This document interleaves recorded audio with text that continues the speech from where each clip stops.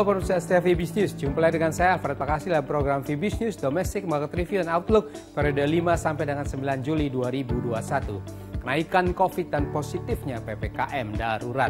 Ya, pasar investasi pekan lalu di dalam negeri diwarnai dengan sejumlah isu, diantaranya investor mencermati kenaikan kasus baru COVID-19 yang mencapai rekor tertingginya dan cukup positif pada kebijakan PPKM darurat Jawa Bali untuk mengatasinya. Bank Indonesia pekan lalu merilis intermediasi perbankan menunjukkan perbaikan seperti terlihat pada kontraksi yang menurun. Sementara itu pasar keuangan dalam negeri kali ini sedikit ditekan oleh capital outflow untuk sekitar 4,6 triliun rupiah pada minggu lalu menurut data Bank Indonesia.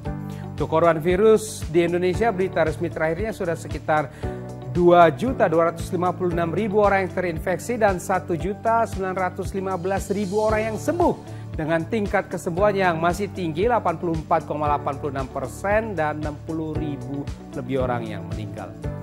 Minggu berikutnya isu antara perkembangan pandemi virus corona, prospek pemulihan ekonomi dalam dan luar negeri akan kembali mewarnai pergerakan pasar.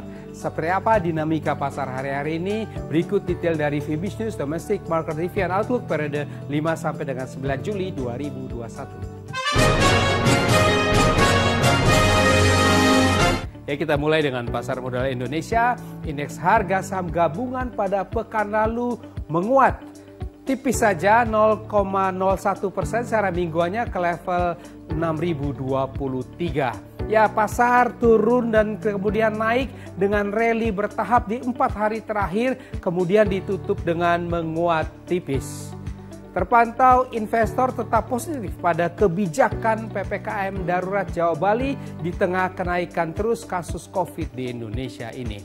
Untuk IHSG berikutnya minggu depan kemungkinan masih agak sideways sambil mencermati perkembangan kasus COVID. Mata uang rupiah pekan lalu terkoreksi kembali 0,74% secara mingguannya ke level 14.532 rupiah per US dollar. Ini melemah di minggu ketiganya dan tertekan ke level 10 minggu terendahnya oleh kekhawatiran pasar atas melonjaknya kasus COVID dalam negeri, diantara tetap adanya ekspektasi pengetatan moneter The Fed dari Amerika. Sementara itu dolar global terpantau cenderung kuat. Untuk minggu depan kemungkinan rupiah ini akan rebound karena sedang mendekati area oversold-nya. Ya, harga obligasi rupiah pemerintah Indonesia jangka panjang 10 tahun terpantau melemah secara mingguannya. Ini terlihat dari pergerakan naik yield obligasi dan berakhir ke level 6,634% pada akhir pekan yang lalu. Di tengah juga ya aksi jual investor asing di pasar SBN. Sementara itu yield US Treasury cenderung merosot pada minggu terakhir ini. Bank Indonesia merilis bahwa intermediasi perbankan menunjukkan perbaikan. Ini terlihat dari kontraksi yang menurun. Tercatat sebesar minus 1,28% year on year-nya pada Mei 2021. Perbaikan terjadi pada seluruh segmen kredit, terutama pada kredit konsumsi dan UMKM yang mulai tumbuh positif, serta KPR yang tumbuh tinggi 6,61% year on year-nya.